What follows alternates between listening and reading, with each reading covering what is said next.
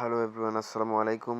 তো আজকে দেখাবো যে ফেসবুকে যদি বা ফেসবুক পেজে যদি আপনাদের কন্টেন্ট ইস্যু বা কোনো পলিসি আসে, কোনো ইস্যু আসে, তাহলে ওইটা কিভাবে রিমুভ করবেন আজকের ভিডিওতে এটাই দেখিয়ে দেবো। তো এটা রিমুভ করার জন্য প্রথমে আপনি আপনার প্রোফাইলে চলে যাবেন। তো প্রোফাইলে চলে যাওয়ার পর থ্রি ডট মেনুতে ক্লিক করবেন।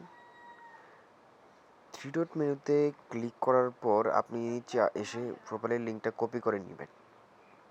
তো এরপর কপি করে নেওয়ার পর প্রফেশনাল ড্যাশবোর্ড নামে ওটাতে ক্লিক করবেন।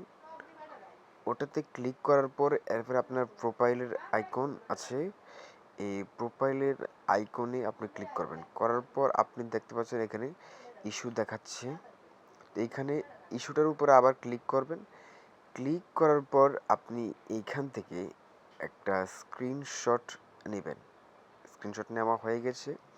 তো স্ক্রিনশট নেওয়ার পর আপনি বের হয়ে যাবেন। এখান থেকে বের হয়ে দেখতে পাচ্ছেন ওই থ্রি ডট মেনু আছে, থ্রি ডট মেনুতে ক্লিক করবেন, স্ক্রল করে নিচে যাবেন। তো এরপর আপনার হেল্প অ্যান্ড সাপোর্ট দেখতে পাচ্ছেন, ওইটাতে ক্লিক করবেন।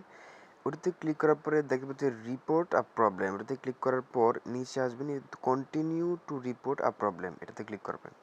তো এটাতে ক্লিক করে একটু লোডিং হচ্ছে। তো লোডিং হচ্ছে দেখতে পাচ্ছেন আপনারা। তো লোডিং হওয়ার পর এখানে ইনক্লুড নামে যেটা আছে, ইনক্লুডে আপনারা ক্লিক করে দেবেন। ইনক্লুডে ক্লিক করে দেওয়ার পর দেখতে পাচ্ছেন এখানে অনেকগুলো অপশন দেখাচ্ছে।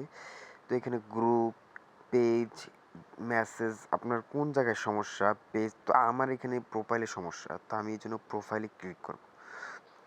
তো এরপর দেখতে পাচ্ছেন আপনারা আপলোড ফ্রম ফোন, এটাতে ক্লিক করার পর যে স্ক্রিনশটটা আপনারা মারছেন ওই স্ক্রিনশটটা এখানে নিয়ে নেবেন। তো নিয়ে নেওয়ার পর এখানে ডেসক্রাইব দ্য ইস্যু, তো এই ইস্যু সম্পর্কে আপনি একটু বর্ণনা দিয়ে দিবেন।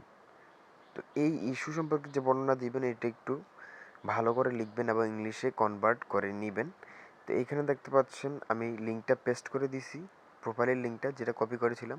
তো এটা পেস্ট করে দেওয়ার পর একটু স্ক্রল করে নিচে দিয়ে দিবেন যাতে একটু ফাঁকা থাকে। এরপর আপনি ওই কর্নারে দেখতে পাচ্ছেন, কর্নারে দেখতে পাচ্ছেন একটা আইকন, ওই আইকনটাতে আপনারা ক্লিক করে দিবেন। আইকনটাতে ক্লিক করে দেওয়ার পর একটু লোড হবে। তো লোড হওয়ার পর এটা ফাইনালাইজিং দ্য বাগ রিপোর্ট, তো ফেসবুক আপনাদেরকে দিয়ে দিবে।